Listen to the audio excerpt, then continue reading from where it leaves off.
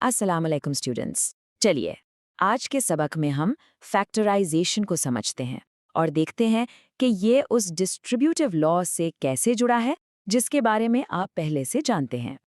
आपको याद होगा कि हमने सीखा था कि के ए प्लस बी जैसी एक्सप्रेशन को एक्सपैंड करके के ए प्लस के बी कैसे बनाते हैं, है ना? लेकिन अब सवाल ये है कि क्या हम इसका उल्टा कर सकते हैं? क्या हम के ए प्लस के बी से वापस के ए प्लस बी बना सकते हैं? चलिए आज इसी सवाल का जवाब ढूंढते हैं। ठीक है, तो शुरू करते हैं। सबसे पहला सवाल, ये फैक्टराइजेशन है क्या चीज? फैक्टराइजेशन का मतलब है किसी अलजेब्रिक एक्सप्रेशन को उसके फैक्टर्स यानी उसके हिस्सों के प्रोडक्ट की शक्ल में लिखना। सिंपल लफ्जों में कहें तो ये मल्टीप्लिकेशन का बिल्कुल उल्टा प्रोसेस है। जैसे आप नंबर 15 को 3 मल्टीप्लाइड बाय 5 लिख सकते हैं, है ना? बिल्कुल इसी तरह हम अलजेब्रिक एक्सप्रेशंस को भी उसके बिल्डिंग ब्लॉक्स यानी फैक्टर्स में तोड़ सकते हैं। अब इस नए कॉन्सेप्ट को हम एक पुरानी जानी पहचानी चीज से जोड़कर देखते हैं और वो है डिस्ट्रीब्यूटिव लॉ।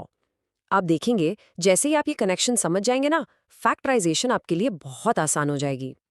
आपको याद है ना, डिस्ट्रीब्यूटिव लॉ में हम क्या करते थे? हम ब्रैकेट खोलते थे, हम के को ए से भी मल्टीप्लाई करते थे और बी से भी। फैक्टराइजेशन इसका बिल्कुल उल्टा है। यहाँ हम ब्रैकेट खोलते नहीं बल्कि ब्रैकेट बनाते हैं। हम एक कॉमन चीज ढूंढते हैं, जैसे यहाँ के है, और बाकी सबको उस ब्रैकेट के अंदर ग्रुप कर देते हैं। तो चलिए एक सिंपल सी मिसाल से देखते हैं कि ये कॉमन फैक्टर मेथड आखिर काम कैसे करता है। फर्ज करें हमारे पास एक्सप्रेशन है 3x प्लस 3y। अब जरा गौर से देखें, इन दोनों हिस्सों में यानी 3x और 3y में आपको क्या चीज एक जैसी नजर आ रही है? बिल्कुल सही, वो है नंबर 3। तो यही 3 हमारा कॉमन फैक्टर है। और याद रखें, कॉमन फैक्टर ढूंढना ही फैक्टराइजेशन का सबसे पहला और सबसे जरूरी स्टेप है। ओके, तो अब जब हमें कॉमन फैक्टर मिल गया है यानी 3, तो हम उसे बाहर निकाल लेते हैं और उसके आगे एक ब्रैकेट लगा देते हैं। अब सोचिए, अगर हम 3x में से 3 निकाल लें तो पीछे क्या बचा? सिर्फ x। और इसी तरह 3y में से 3 निकालने पर क्या बचा? सिर्फ y। तो जो कुछ भी बचा है यानी x प्लस y, उसे हम ब्रैकेट के अंदर लिख देते हैं। बस इस तरह 3x प्लस 3y की फैक्टराइज्ड फॉर्म बन गई, 3 इंटू एक्स प्लस वाई। अब इस कॉन्सेप्ट को थोड़ा और मजबूत करने के लिए आइए इसे तस्वीरों की मदद से यानी जियोमेट्रिकली समझने की कोशिश करते हैं। ज़रा है रेक्टेंगल को देखें। इसका जो टोटल एरिया है वो इन छोटे हिस्सों यानी कि ए और के बी को जमा करके बनता है। फैक्टराइजेशन का कॉन्सेप्ट भी बिल्कुल ऐसा ही है। हम गोया इन दोनों एरियाज की एक कॉमन साइड ढूंढ रहे हैं। यहाँ पर वो कॉमन साइड क्या है? वो के है। तो टोटल एरिया क्या हुआ? कॉमन साइड यानी के मल्टीप्लाइड बाय टोटल लेंथ जो कि a प्लस बी है। चलिए एक और प्रैक्टिस एग्जाम्पल करते हैं ताकि ये कॉन्सेप्ट बिल्कुल पक्का हो जाए। याद रखें, मैथ्स में प्रैक्टिस ही सब कुछ है।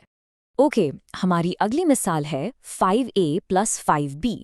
तो सबसे पहला स्टेप क्या था? बिल्कुल ठीक, कॉमन फैक्टर ढूंढना। यहाँ तो साफ साफ नजर आ रहा है कि दोनों टर्म्स में 5 कॉमन है। अच्छा, अब अगला स्टेप, हम इस कॉमन फैक्टर यानी 5 को ब्रैकेट के बाहर लिखेंगे। जब हमने 5a से 5 बाहर निकाल लिया तो अंदर क्या बचा? a। और जब 5b से 5 निकाला तो पीछे b रह गया। तो हमारा फाइनल आंसर क्या हुआ? 5a plus b। देखा आपने, जब आप स्टेप्स फॉलो करते हैं तो ये कितना आसान हो जाता है। ठीक है, तो चलिए इससे पहले कि हम आगे बढ़ें, जल्दी से देख लेते हैं कि आज हमने क्या अहम बातें सीखी हैं। तो आज के इस पूरे सबक का निचोड़ ये है। 3 अहम पॉइंट्स हैं जो आपने हमेशा याद रखने हैं। नंबर 1, फैक्टराइजेशन मल्टीप्लिकेशन का उल्टा प्रोसेस है। नंबर 2, इसका सबसे आसान तरीका कॉमन फैक्टर निकालना है। और नंबर 3 और सबसे अहम, ये पूरा मेथड डिस्ट्रीब्यूटिव लॉ पर ही बेस्ड है।